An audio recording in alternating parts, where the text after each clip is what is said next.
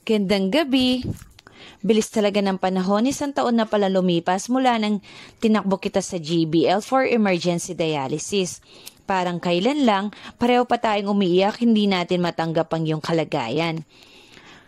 Pero bilang isang magulang, mas doble yung sakit na naramdaman ko. Para akong isang kandilang unti-unting nauupos. Isang linggo tayo sa JBL at sa tuwing dialysis mo na, hindi ko maiwasan umiyak na lang ng umiyak. At nung nangailangan ka ng dugo, lalo akong nangamba. Pero mabuti na lang, maraming taong nagmamahal at laging handang tumulong sa atin.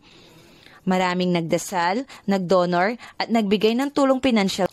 Marami na tayong nilapitan para makahingi ng tulong medikal. Sa dami ng napagdaanan natin, puyat, pagod, gutom, natiis natin.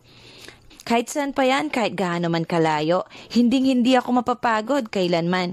Basta mahalaga, matustusan ko ang pagpapagamot mo at patuloy tayong lalaban para sa iyong ikagagaling.